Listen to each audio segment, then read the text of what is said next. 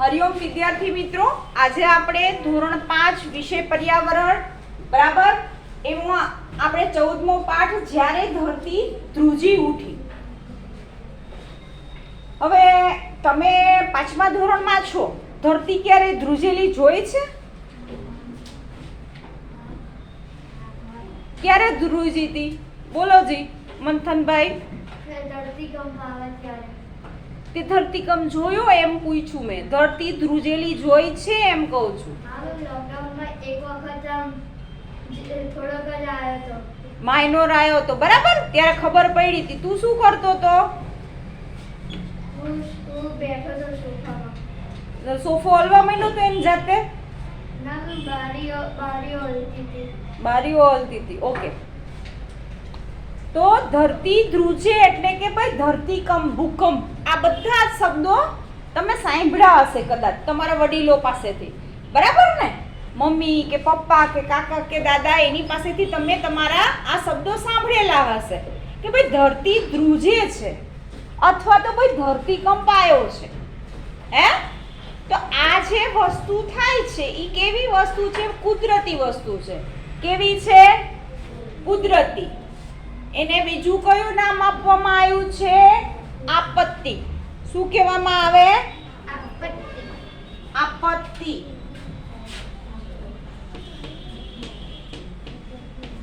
અને કેવું? કુદરતી. જેમ વૃક્ષથી માંડી, પાણીથી માંડી, જમીનથી માંડી બધું જ ભગવાને બનાવેલું છે ને, હે? એમ આ ઘટના પણ, ધરતી ધ્રુજવી એ ઘટના પણ કેવી છે? કુદરતી છે. એ માનવ સર્જિત નથી, એટલે કે ભાઈ આપણે બનાવ્યું નથી એ વસ્તુ. એટલે એને આગળના ધોરણમાં તમે આવશો, 6ઠ્ઠા અને 7મા ધોરણમાં, તો એમ કહેવાય કે આ ટોપિક ઉપર પાઠમાં આવશે, બરાબર? કે ભૂકંપ કેવી રીતે થાય છે, આ બધી આપત્તિઓ છે. કુદરતી આપત્તિ એટલે કે મુસીબત. એનો શબ્દ બીજો આપણે તમારી લેંગ્વેજમાં, આપણી લેંગ્વેજમાં કેવું હોય તો ભાઈ મુસીબત. હવે અચાનક ધરતી ધ્રુજવા માંડે ને બિલ્ડિંગ, તમે 7 કે 10 માળની બિલ્ડિંગ હોય, ધરાશય થઈ જાય, પડી જાય એક જ સેકન્ડમાં. હે, હવે આપને ખબર જ છે કે આ ધરતી ધ્રુજે ને એનું ભાઈ માપદંડ હોતું નથી. ક્યારે આવશે ભાઈ એ કઈ નક્કી હોતું નથી ને આવે ત્યારે એટલી સ્પીડમાં. હવે મેં જોયું હતું, બરાબર? હું ત્યારે એમ કે ભાઈ કોલેજમાં ભણતી હતી. કઈ સાલની અંદર? તો 2001ની સાલની અંદર. એ સમયે મેં મારી નજરે ધરતીકંપ જોયો હતો. હું મારા ઘરના ધાબા પર હતી, બરોબર. સવારનો સમય હતો, 26મી જાન્યુઆરી હતી 2001. આ દિવસે ધરતીકંપ આવ્યો હતો. હવે ઈ ધરતીકંપ કેવો હતો? બહુ મોટી તીવ્રતા વાળો હતો, કે જે એમ કહેવાય કે પારાવાર નુકસાન થયેલું હતું આખા ગુજરાતમાં. એનું મેઇન સેન્ટર હતું કચ્છની અંદર. કચ્છ આપણા ગુજરાતનો જે જિલ્લો છે કચ્છ, બરાબર? એ કચ્છ જિલ્લાની અંદર એનું મેઇન સેન્ટર હતું ધરતીકંપનું. ત્યાં જોરદાર એમ કહેવાય કે અત્યારે તમે જુઓ છો 20 વર્ષ પછીનું કચ્છ જિલ્લો જુઓ છો. 20 વર્ષ પહેલા, અત્યારે કેટલા થયા? 2021ની સાલ પૂરી થવા આવી ને, એટલે 20 વર્ષ થઈ ગયા ને. તો 20 વર્ષ પહેલા આ વસ્તુ બની હતી. વિચારો કે જેટલા મકાનો હતા, જેટલી પણ બધી વસ્તુ હતી, બધી ધરાશય થઈ ગઈ કચ્છ જિલ્લામાં. લાખોની સંખ્યામાં એમ કહેવાય કે ભાઈ માણસો મૃત્યુ પામ્યા હતા. શું કામ? કે ભાઈ ધરતીકંપ આવે તો આપને ખબર ના હોય, સ્કૂલમાં હોય, ઘરે હોય કે ક્યાંય હોય. 2001ની અંદર આવ્યો ત્યારે હું મારા ધાબા ઉપર હતી. હવે આપને ખબર જ છે કે ભાઈ 2 માળનું કે 3 માળનું મકાન હોય ને, ધાબા ઉપરથી તો આપણે બધું દેખાય. મેં ચારે બાજુ નજર કરી ને તો અચાનક જ આખું બધું એમ કહેવાય કે હાલક ડોલક થવા માંડ્યું. મારું ઘર પણ આમથી આમ થતું હતું. આપણે જાણે કે હિંચકામ ના બેઠા હોય ત્યારે કેવું થાય, એવું આખું થતું. આજુબાજુ જેટલા લાઇટના થાંભલા છે, ઝાડવા હતા, એ બધું હલતું. ઇવન મારા ઘરની જે ટાંકી હતી ને એનું પાણી પણ બહાર પડતું હતું. કેમ કે ખુલ્લી ટાંકી હતી, તો એ પાણી જે ભરેલું હતું ને એ બહાર ઢોળાતું. બોલો, આટલો જબરદસ્ત ભૂકંપ આવ્યો હતો, એટલી જબરદસ્ત ધરતી ધ્રુજી હતી. હવે આમાં શું થાય, ઘણીવાર જ્યાં પાણી હોય ને ત્યાં જમીન થઈ જાય, જ્યાં જમીન હોય ત્યાં પણ પાણી પણ થઈ શકે. આ પણ શક્યતા છે ધરતીકંપ થાય ત્યારે. ને ક્યારેક એવું થાય કે ભાઈ આ 10 માળની બિલ્ડિંગ હોય તો આખી અંદર જતી રહે, જમીનની અંદર સપાટ મેદાન તમને દેખાય એ જગ્યા ઉપર. આવું પણ થઈ શકે.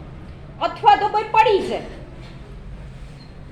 તમે વિચારો કે આવી વસ્તુઓ થઈ શકે છે જ્યારે ધરતી ધ્રુજે છે, ધરતીકંપ આવે છે. આટલું મગજમાં ખબર પડી ગઈ. હવે આનાથી બચવા આપણે શું કરવું જોઈએ? સપોઝ તમે સ્કૂલમાં છો અને ધરતીકંપ આવ્યો તો ભાઈ ભાગાભાગી કરવાની નહીં, બરાબર? સ્કૂલમાં હો તો ભાઈ ભાગાભાગી કરવાની નહીં. આપણે ખબર પડે કે ધરતીકંપ આવ્યો છે તો આપણી આજુબાજુ સૌથી મજબૂત વસ્તુ કઈ છે? તો ભાઈ આપણી બેન્ચ, બરાબર? તો બેન્ચની નીચે આપણે બેસી જવાનું. શું કામ? કે લાકડું આપણી જોઈએ તો ભાઈ મજબૂત છે. હે, લાકડાના આપણે ધૂમો મારીએ તૂટી જાય? ના તૂટે. કાંઈ પણ થાય તો ભાઈ લાકડું તૂટતા વાર લાગે છે, બરાબર? સપોઝ આપણા ઉપર છત પડે ને, છત પડે તો પણ જો આપણે બેન્ચીસની નીચેના ભાગમાં હશું તો ભાઈ આપણો બચાવ થઈ પણ શકશે. બે પોસિબલ વસ્તુ છે. બચી પણ શકીએ ને. હવે આ બેન્ચ ઉપર પડે તો ભાઈ એટલો માર ઓછો લાગે, અને આપણે ત્યાં આમ બેઠા હોય ને સીધું પડે તો વસ્તુ જુદી છે કે સીધું આપણે માથા ઉપર છત આવે તો એના લીધે વધારે આપણે નુકસાન થાય ને શરીરમાં. ઓલું આપણે નીચે બેઠા હોય ને કદાચ દબાઈ જાય ને કંઈક રહી જાય તો ભાઈ બચી શકીએ છીએ. ભાગમ ભાગી કરવાની નહીં, બૂમાબૂમ કરવાની નહીં, બરાબર? તો આપણે બચી શકીએ. ને જો ધરતીકંપ આવ્યો, હવે એ અમુક સેકન્ડ માટે જ હોય. હવે એ અમુક સેકન્ડમાં આપણે એવું વિચારીએ કે 5મા માળે હોય, 4થા માળે હોય કે ભાઈ અમે સીડી ઉતરી નીચે 2 સેકન્ડમાં જતા રહેશું, તો એવું બિલકુલ નહીં કરવાનું. શું કામ? કે આપણે ક્લાસમાં કેટલા વ્યક્તિઓ છીએ? 50 હોય, 55 હોય કે 30-35 વ્યક્તિઓ. હવે બધા જ એક સાથે દોડો તો શું થશે? બરાબર? ભાગમ ભાગીમાં એકબીજાને વાગશે. ઈ તો નો રહ્યું. અને સપોઝ હવે સીડી કેવી હોય? લટકતી હોય. જોજો, સીડીને સપોર્ટ હોય નહીં. એ આખું એમ કહેવાય કે એક પિલર ઉપર કે એના ઉપર જ આખી સીડી હોય. તો ધરતીકંપ આવે ત્યારે સીડી બિલકુલ ઉતરવાની નહીં. જ્યાં આપણે હોય ત્યાં આપણે સપોઝ ગોતી લેવાનું વસ્તુ ઘરમાં હોય તો આપણા ઘરના અંદર પણ ફર્નિચર ને બધું હોય, બરાબર? તો એવી જગ્યાએ નીચે શાંતિથી બેસી જવાનું, ભાગમ ભાગી નહીં કરવાનું. આપણે 5મા માળે ફ્લેટમાં રહેતા હોય ત્યાંથી કૂદકો ના મરાય. ધરતીકંપ આવે તો આપણે ઘરમાં જો બચવાના આવીશું, આપણે ખબર જ છે કે ભાઈ આપણે બચવાના આવીશું તો ગમે ત્યાં બેઠા હશું તો બચી જશું. અને જો ઉપરવાળાએ લખેલું હશે કે ભાઈ આપણું આમાં જતું રહેવાનું તો જતા રહેશું. જેમ આપણે વર્તમાનમાં આપણે જોઈએ છીએ ને, એક આપત્તિનો સામનો કરીએ છીએ. કઈ? કોરોના નામની આપત્તિ, જેણે બધાને મોઢા ઉપર માસ્ક બાંધી દીધા છે. એ કેવી છે? માનવ સર્જિત આપત્તિ છે. કેવી છે? માનવ સર્જિત. એક માનવની ભૂલના કારણે આ વાયરસ ફેલાયો છે આખા વિશ્વની અંદર, ને લાખોની સંખ્યામાં ભાઈ લોકોના મૃત્યુ થયા છે, કાંઈ પણ ખબર પડ્યા વગર. હવે આ ગઈકાલનું ન્યૂઝપેપર જોઈએ તો ન્યૂઝપેપરની અંદર સૌથી હવે નાના છોકરાઓ ઉપર એટેક વધારે થાય છે. તમને ખબર જ ના પડે, 12 કલાકમાં આપણું પૂરું થઈ જાય બોડીનું, સીધું આપણે ઉપર જ જતા રહે. એવી પરિસ્થિતિ છે વર્તમાનની.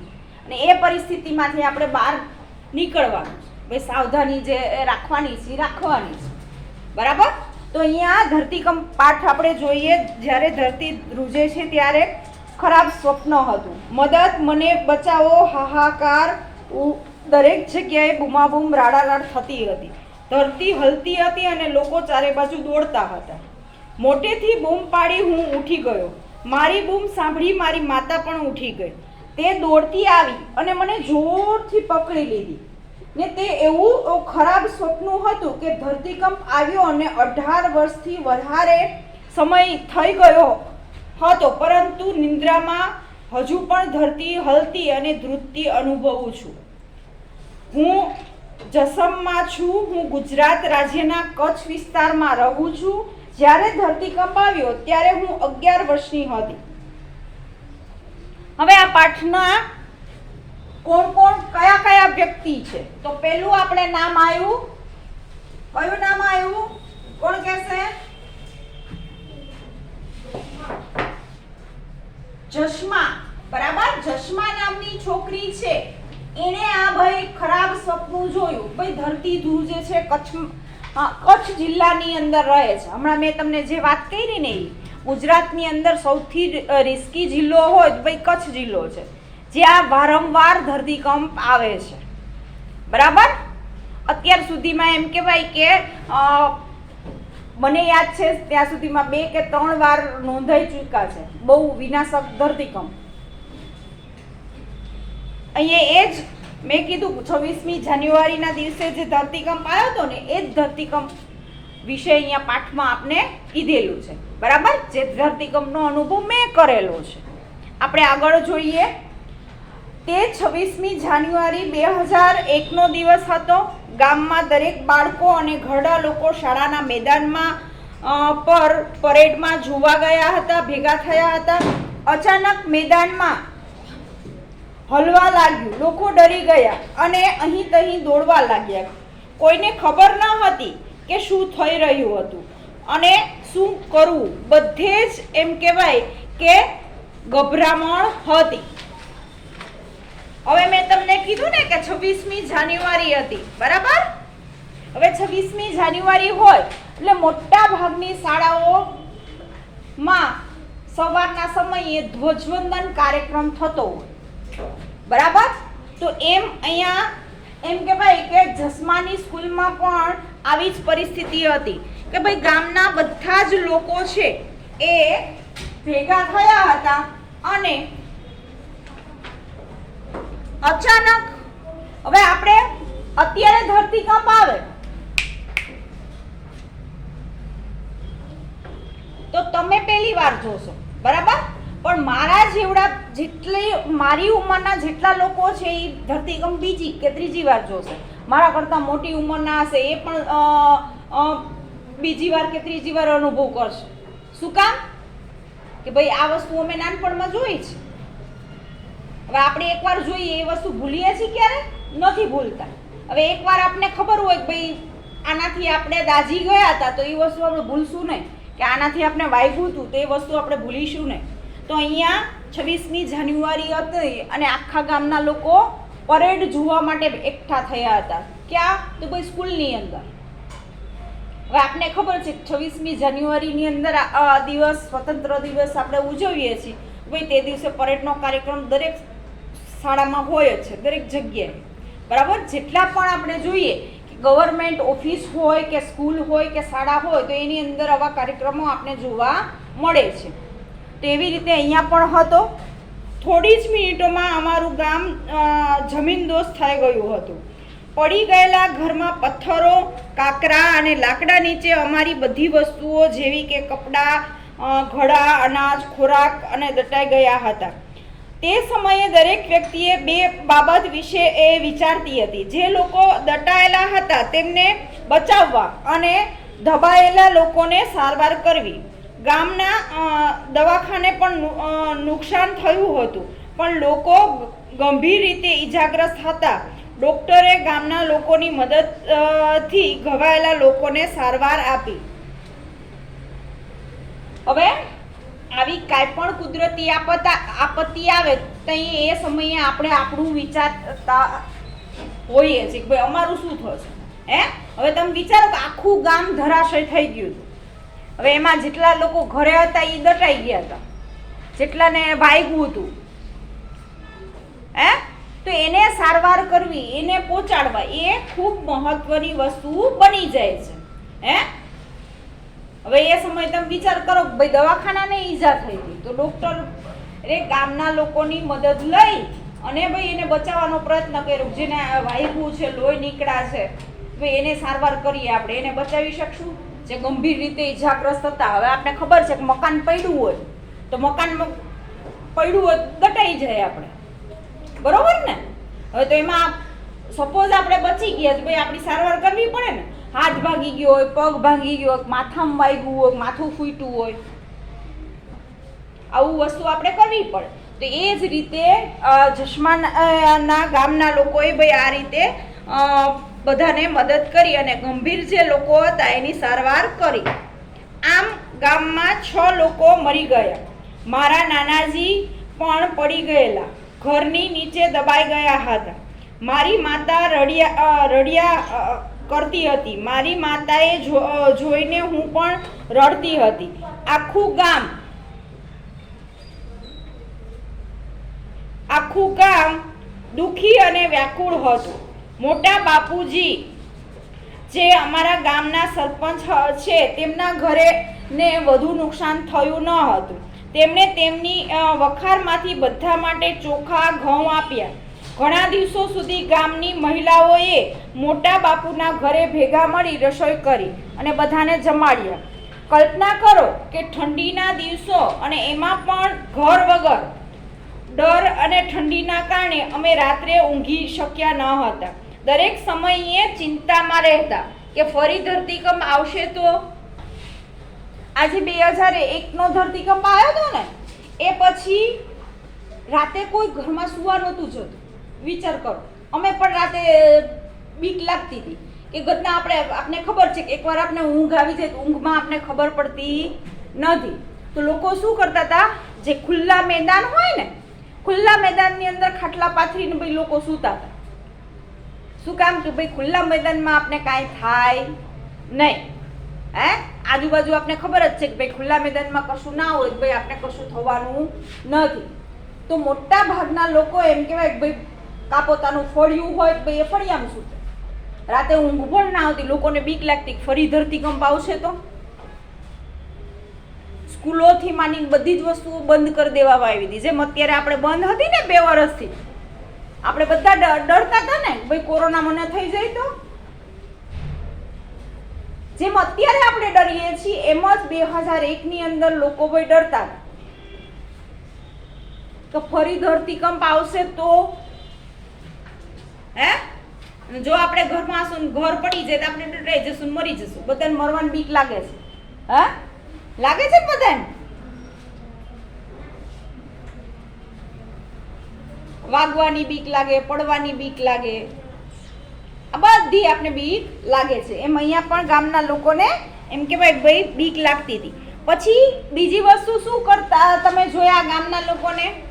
કોણ કહેશે કે બધી સ્ત્રીઓ ભેગી થઈ અને જે ગામના સરપંચ હતા ને, એ ગામના સરપંચના ઘરે એમ કહેવાય કે અનાજ હતું તો એને બધાને આપી અને ભાઈ ત્યાં જ રસોઈ બનાવતા હતા બધાની સાથે ભેગી. વિચાર કરો, 26મી જાન્યુઆરી એટલે કે ભાઈ શિયાળાની ઋતુ હતી અને આપણે ખબર જ છે કે ભાઈ જાન્યુઆરીમાં સખત ઠંડી પડે. આટલી ઠંડી હતી છતાં પણ લોકો ભાઈ કાંઈ વિચારતા નહોતા. ઠંડીમાં પણ બહાર બેઠા રહેતા હતા. એટલી બીક લાગતી હતી બધાને ધરતીકંપથી. કલ્પના કરો કે ઠંડીના દિવસો અને એમાં પણ ઘર વગરના ડર અને ઠંડીના કારણે રાત્રે ઊંઘ પણ નહોતી થઈ શકતી. બરાબર. પછી આપણે જોઈએ, તમે અથવા તમે જે જાણતા હો તેઓ આવી મુશ્કેલીઓનો સામનો કર્યો છે. તમે તેવા સમયે કોણે મદદ કરી હતી? યાદી બનાવો. હવે તમે વિચારો કે આવા સમયે આપણે કોણ મદદ કરે? આપણે ક્યાંથી માહિતી મળે છે? પોલીસ સ્ટેશનથી. પણ આપણે ઘરે બેઠા અત્યારે આપણી માહિતી બધી મેળવીએ છીએ કે આ જિલ્લામાં આટલા કેસ છે, ફલાણી જગ્યાએ એટલા કેસ છે. એ માહિતી ક્યાંથી મળે છે? ટીવીમાંથી. અને સપોઝ હવે 2001ની સાલ, આજથી 20 વર્ષ પહેલા બધાના ઘરે ટીવી હતા એવું પોસિબલ નહોતું. તો ભાઈ કઈ વસ્તુઓમાં? તો ભાઈ રેડિયો તો બધાના ઘરે હોય. પેલા લોકોને રેડિયો સાંભળવો બહુ જ ગમતો. રેડિયોની અંદર સમાચાર આવતા બધા ભેગા થઈને સાંભળતા, ગીતો સાંભળતા. તો રેડિયોના પ્રસારણમાં અને ટીવીના પ્રસારણમાં જે સમાચાર આવે એના ઉપર લોકો ધ્યાન દઈને ભાઈ કરતા હતા. આપણે પણ અત્યારે વારંવાર કહે છે ને, સૂચના આપે છે ઘરની બહાર ના નીકળો તો ભાઈ ડિસ્ટન્સ રાખો, જ્યાં ભીડવાળી વસ્તુ હોય ત્યાંથી દૂર રહો. તમે ઘરની બહાર જઈને આવો, ઘરમાં આવો ભાઈ હાથ મોઢું બધું ધોઈ નાખો. શું કામ કે ભાઈ તમે એવી કોઈ વ્યક્તિના ટચમાં આવી ગયા હો ને ભાઈ એને કોરોના હોય તો ભાઈ આપને પણ થઈ શકે છે, જેમ વર્તમાનમાં પરિસ્થિતિ છે એવી. તો ધરતીકંપમાં પણ આવી આપને એમ કહેવાય કે સરકાર દ્વારા સૂચનાઓ મળે, સહાય મળે, બરાબર. ખાવા પીવાની માંડીને બધી જ સહાય આપને સરકાર દ્વારા મળતી રહે છે, બરાબર. કોઈને વાગે છે કરે છે તો ભાઈ હોસ્પિટલે પહોંચાડવા, હોસ્પિટલેથી સારવાર કરવી, બરાબર. જેટલા લોકો મૃત્યુ પામ્યા છે તો એવા લોકોને ભાઈ યોગ્ય જગ્યાએ સ્મશાને પહોંચાડીને એની વિધિ કરવી, એ બધું કામ કરતા હોય છે. આગળ આપણે જોઈશું. કોણ બોલશે હવે? હું એકલી જ બોલ્યા કરું એવું ચાલશે? જેનીસ બોલા કર. હા. ધરતીકંપ આવ્યાના થોડા દિવસો પછી બીજા શહેરોમાંથી લોકો શું થયું તે જોવા માટે આવતા હતા. તેઓ ખોરાક, દવાઓ અને કપડાં લઈને આવ્યા હતા. દરેક વ્યક્તિ આ વસ્તુઓ લેવા દોડતા જતા હતા. અમને જે કપડાં મળ્યા તે ઘણા જુદા હતા. અમે આવા કપડાં પહેલાં ક્યારેય પહેર્યા નહોતા. શહેરોના અલગ અલગ જૂથોએ અમને તંબુ બાંધવામાં મદદ કરી. આ પ્લાસ્ટિકના તંબુઓ આવી ઠંડીમાં રહેવું ખૂબ જ મુશ્કેલી ભર્યું હતું. તેમાંના થોડા લોકો વૈજ્ઞાનિકો હતા. તેઓ ક્યાં વિસ્તારમાં ધરતીકંપ આવવાની શક્યતા વધારે છે તે શોધવાનો પ્રયત્ન કરતા હતા.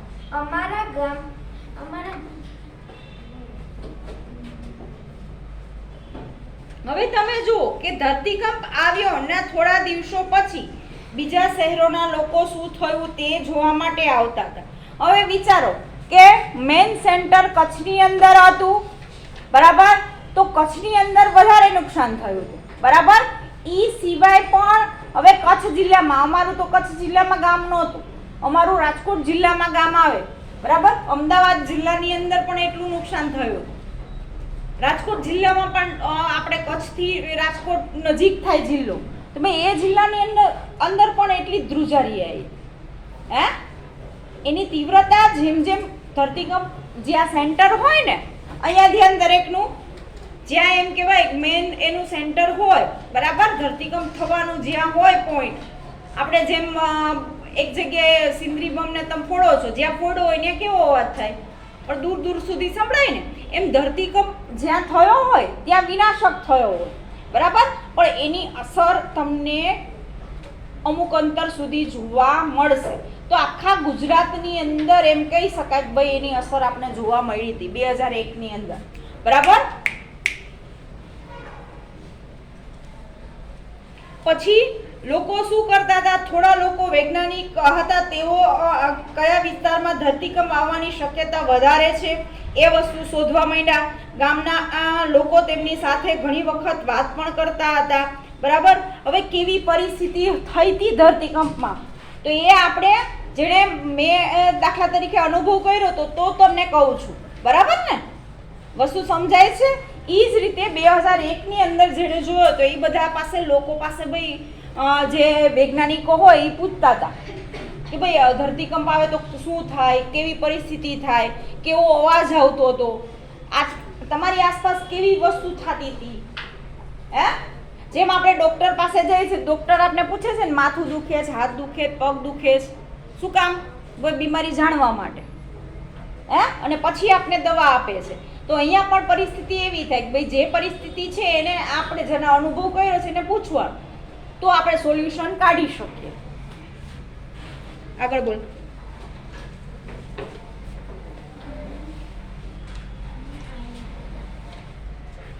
શોધવાનો પ્રયત્ન કરતા હતા. અમારા ગામના લોકોએ તેમની સાથે ઘણી વખત વાત પણ કરી હતી. તેઓએ અમારા ઘર ફરી બનાવવાના સૂચનાઓ કર્યા.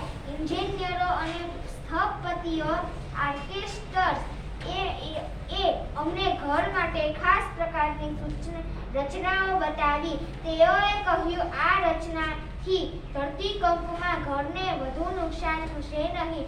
પરંતુ અમારા લોકો થોડા ડરતા હતા. જો આ લોકો અમારા ઘરો બાંધશે તો અમારું ગામ અમારા જૂના ગામ જેવું લાગશે નહીં. તેથી ગામ લોકોએ વિચાર્યું કે તેઓ તેમના ઘર તેઓની મદદથી પોતે બાંધશે. ઇન્જિનિયરો અને સ્થપતિઓનું જૂથ ગામની શાળા બનાવશે. અમારા ગામના પુનર્વસન માટે અમે બધાએ સાથે મળીને કામ કર્યું. ઘણા લોકો તળાવ ખોદીને માટી લાવ્યા. અમે છાણ માટી સાથે ભેળવી મોટા ઘોડા બનાવ્યા. અમે તેમને એકબીજા પર ગોઠવી દિવાલો બનાવી. અમે દિવાલોને ચૂનાથી ધોળી અને તેને સુંદર ભાતચિત્રો અને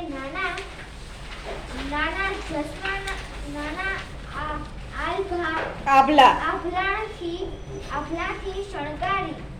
છાપરું બનાવ્યું.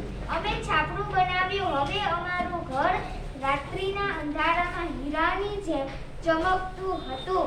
ઓકે, હવે જુઓ, કાંઈ પણ આવી કુદરતી ઘટના બને છે તો ભાઈ આખા તમે અત્યારે જે કચ્છ જોવો છો દરેકનું ધ્યાન અહીંયા.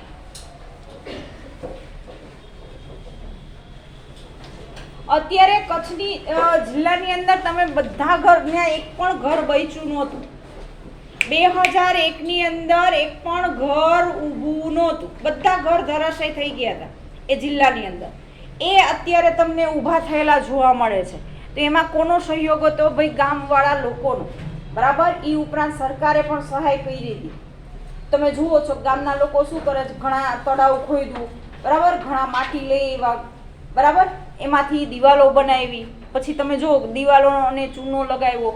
અને આભલા એટલે કે ભાઈ કાચના હોય, બરાબર, જે એમ કહેવાય કે દિવાલ ઉપર લગાવી શકીએ, આપણે ડેકોરેશનમાં લગાવી શકીએ. કાચ કે જેની અંદર આપણે અરીસાની અંદર આપણું મોઢું જોઈએ છે, એવા નાના નાના આવે કે જે આપણે દિવાલમાં લગાડી શકીએ.